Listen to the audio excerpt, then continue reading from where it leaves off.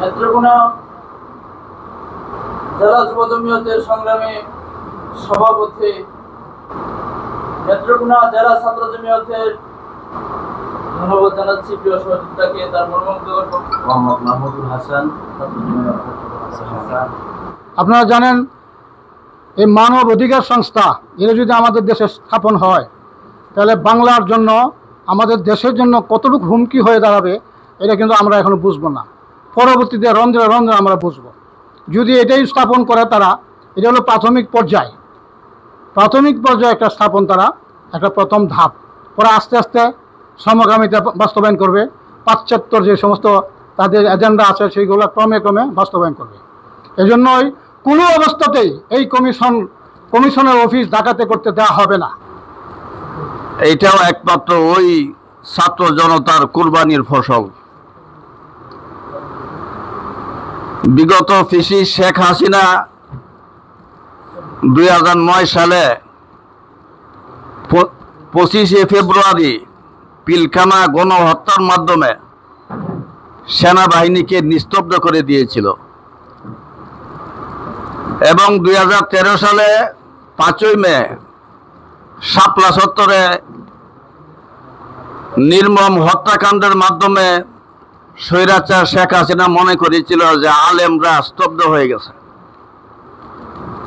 এমনিভাবে বিএনপি সহ অন্যান্য যে সমস্ত দল, বিরোধী দল, তাদেরকেও দমন পীড়ন করতে গিয়ে সরকার মনে করেছিল যে আমাদেরকে আর পিরাইকে।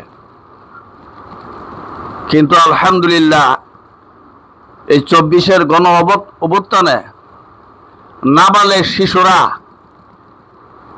তাদের মাধ্যমে আল্লাহ পাক এই স্বৈরাচার শেখ হাসিনার এমন পতন ঘটাইছে যে পতন পৃথিবীর ইতিহাসে এমন পতন আর হয় নাই।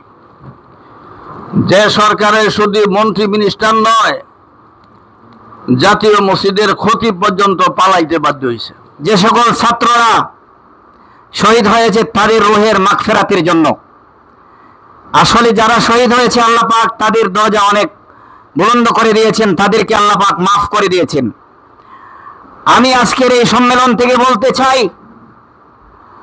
গত জুলাইয়ে যেভাবে আমাদের মায়ের বুক খালি হয়েছে, ছাত্ররা জীবন দিয়েছে, আমি আশা করব বাংলাদেশ যতদিন থাকে, আমাদের দেশের এই গৌরব, আমাদের ভবিষ্যৎ প্রজন্ম, এই ছাত্র যাতে কোনো সরকারের হাতে শহীদ না হয়।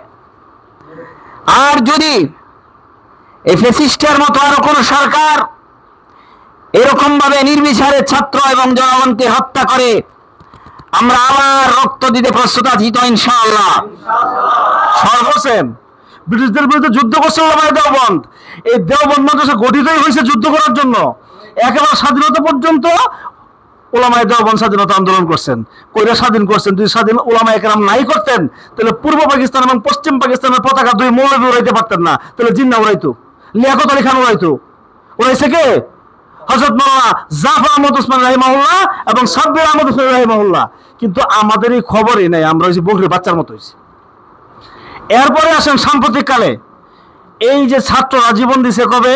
24 সালে। তারা 36 দিন লড়াই করছে। আর আমরা যদি খালি এই 16 বছরও ধরেন, আমরা 16 বছর যাবত আওয়ামী লীগের সঙ্গে লড়াই করতেছি। 2013 সালে যদি ওরা বিশ্ববিদ্যালয় থেকে 2 কদম আগায়া শাপলা চত্বরে আসতো, তাহলে 24-এ এইভাবে জীবন দিতে হয় না, আসে নাই। কিন্তু আমরা কিন্তু ঠিকই যাত্রাবাড়িতে ভয়াবহ প্রতিরোধ গড়ে তুলছি জালিম শাহের বিরুদ্ধে। আমাদের 80 জনের মতো হাফেজ আলম শহীদ হয়েছে, তাদের রক্তের বিনিময়ে আজকে স্বাধীনতা। এই বিচার থেকে অনেক দূরে ছিটকে গিয়েছেন। আমরা আজকের এই প্রোগ্রাম থেকে অন্তর্বর্তীকালীন সরকারকে 2টা মেসেজ দিতে চাই। 1 নাম্বার মেসেজ, জুলাইয়ের গণ উত্থানে যে সমস্ত ভাই শাহাদাত বরণ করেছে ফ্যাসিস্টের আমলে, ওই সমস্ত ঘাতকদেরকে অল্প কিছুদিনের মধ্যেই তাদের বিচারের কার্যক্রম শুরু করে বিচারকে দৃশ্যমান করতে হবে, আমাদের 1 নাম্বার মেসেজ। 2 নাম্বার মেসেজ, আমরা ছাত্র জনতার শাহাদত এবং বাংলাদেশে আল্লাহু আকবার আজানের ধ্বনি দিয়ে সংগঠিত বিপ্লবের মঞ্চে দাঁড়িয়ে এই বাংলার জমিনে ইসলাম বিরোধী কোনো কর্মকাণ্ড বরদাস্ত করা হবে না। সুনির্দিষ্টভাবে আমরা অন্তর্বর্তীকালীন সরকারকে বলতে চাই, জাতিসংঘের মানব কমিশনারের নামে বাংলাদেশের স্বাধীনতার সার্বভৌমত্বর হস্তক্ষেপের যে নীল নকশা বাস্তবায়ন পাইতারা হচ্ছে, ছাত্র জনতা তা কখনোই বরদাস্ত করবে না। মাওলানা মুফাজ্জল হোসেন